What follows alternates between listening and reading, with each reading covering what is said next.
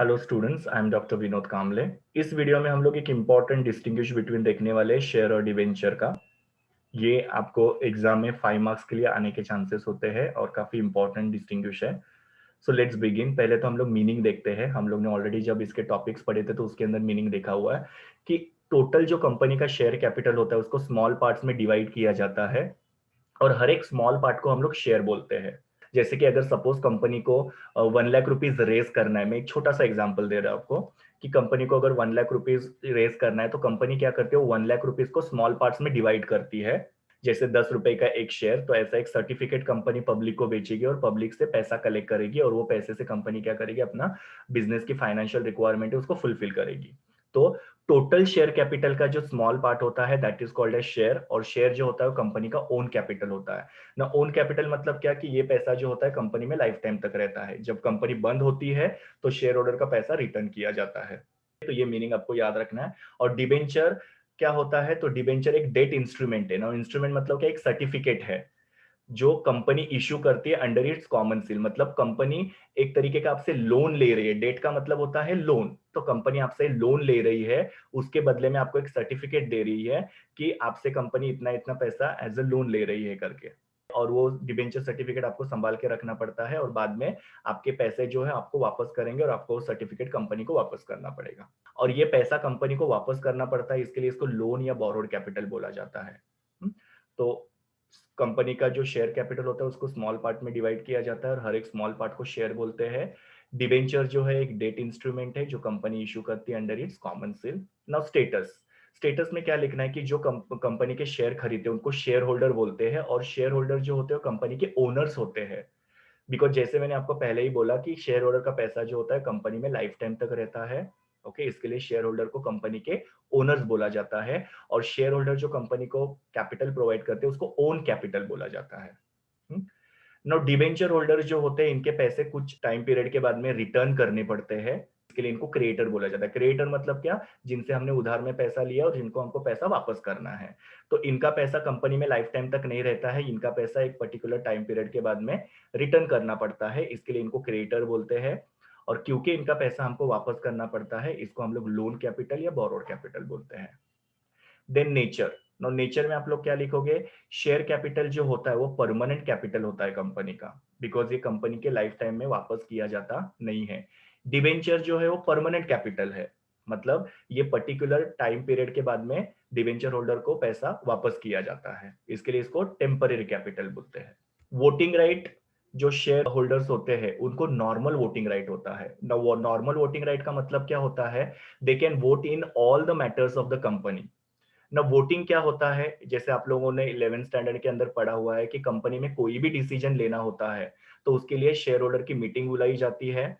जैसे कि कोई मशीन खरीदनी है, किसी ऑडिटर को या किसी डायरेक्टर को डिसकंटिन्यू करना है या बिजनेस को एक्सपांड करना है, कोई भी बिजनेस का डिसीजन लेने के लिए शेयर होल्डर की मीटिंग बुलाई जाती है। उनके सामने प्रपोजल रखा जाता है। और प्रपोजल मतलब कि जैसे मशीन खरीदना है या नहीं खरीदना है, ये प्रपोजल हो गया। फिर हर एक शेयर होल्डर क्या करता है, अपना वोट देता है। मतलब कुछ लोग हाँ बोलते हैं, कुछ लोग ना बोलते हैं, उस प्रोसेस को हम लोग बोलते हैं वोटिंग। तो शेयर होल्डर जो होते हैं वो कंपनी के हर एक मैटर में वोट कर सकते हैं, इसके लिए उनको नॉर्मल वोटिंग राइट होता है, ऐसा बोला जाता है। और वोटिंग के थ्रू वो लोग क्या करते हैं, कंपनी के मैनेजमेंट में पार्टिसिपेट करते हैं। मैनेजमेंट में पार्टिसिपेट करना मतलब क्या, कंपनी के सारे डिसीजन लेना। तो आप लोगों को क्या लिखना है कि शेयर होल्डर्स को नॉर्मल वोटिंग राइट होते हैं and they can participate in the management of the company. Debenture holders को कोई भी वोटिंग राइट नहीं होता है, मतलब they can not vote on any matters of the company, they can not participate in the management of the company. हाँ, अगर उनका कोई प्रॉब्लम होगा, जैसे कि इंटरेस्ट नहीं मिला या उनका कैपिटल नहीं मिला, तो उस केस में उनकी मीटिंग बुलाई जा सकती है, उसमें वो लोग वोट कर सकते हैं। बट अदरवाइज डिबेंचर होल्डर को कोई भी वोटिंग राइट नहीं होता है कंपनी के डिसीजन मेकिंग में, और वो लोग कंपनी के मैनेजमेंट में भी पार्टिसिपेट करते नहीं है। Now return on investment. Share holder जो होते हैं उनको डिविडेंड मिलता है as a return on investment. मतलब उन्होंने जो कंपनी को कैपिटल प्रोवाइड किया है उसके बदले में कंपनी क्या करती है, उनको हर साल डिविडेंड पे करती है। और ये डिविडेंड कैसा होता है, फ्लक्चुएटिंग रेट का होता है। फ्लक्चुएटिंग रेट का मतलब क्या है कि ये कम ज्यादा होते रहता है।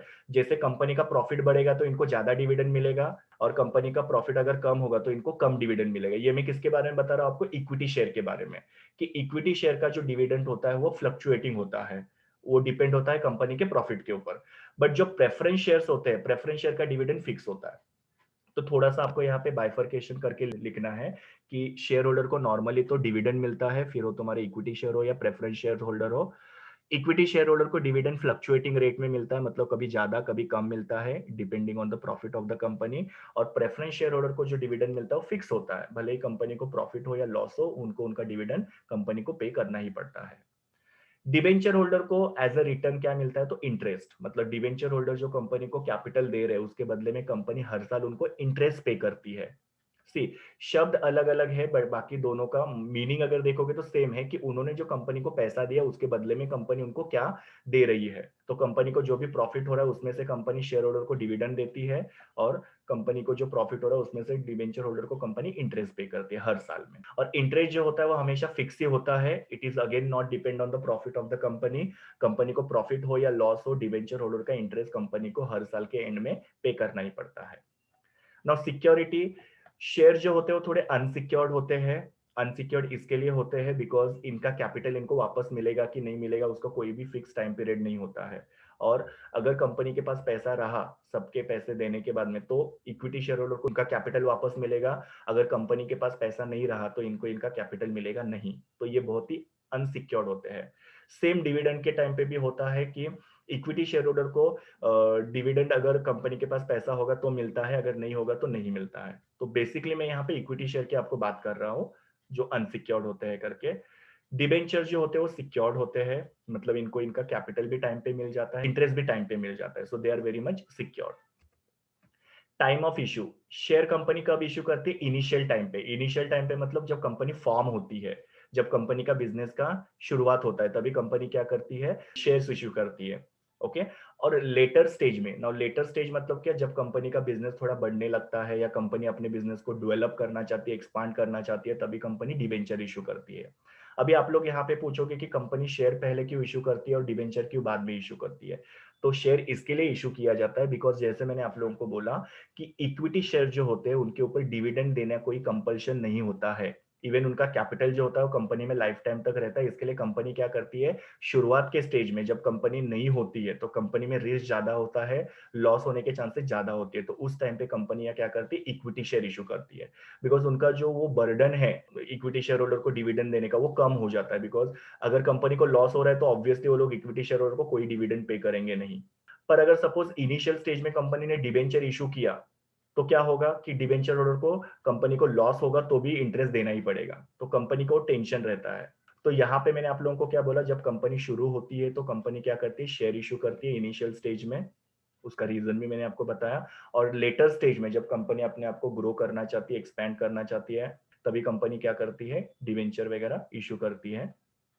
सुटेबिलिटी, शेयर सुटेबल होते हैं लॉन्ग टर्म फाइनेंस के लिए। जैसे पहले मैंने आप लोगों को बताया कि ये कैपिटल जो होता है कंपनी में लाइफ टाइम तक रहता है, तो it is suitable for long term financial requirement of the company. Debenture जो होता है वो मीडियम टर्म और लॉन्ग टर्म फाइनेंशियल रिक्वायरमेंट के लिए सुटेबल होता है। पोजीशन ऑन लिक्विडेशन, और लिक्विडेशन का मतलब क्या होता है, कंपनी जब बंद होती है तो किसको पैसे पहले मिलते हैं और किसको पैसे बाद में मिलते हैं। पैसे कौन से, कैपिटल के पैसे। सो जब कंपनी बंद होती है तो शेयर होल्डर को सबसे एंड में इनका कैपिटल वापस मिलता है। So they rank last in the list of claimant. Claimant मतलब क्या, जो दावेदार होते हैं, जो पैसे मांगने वाले होते हैं। कंपनी बंद होने के बाद में शेयर होल्डर को सबसे एंड में पैसा मिलता है, डिबेंचर होल्डर को शेयर होल्डर के पहले पैसा मिल जाता है। तो they rank prior to the share holder for repayment of the capital on the liquidation of company. तो इनको लास्ट में पैसे मिलते हैं जब कंपनी लिक्विडेट होती है।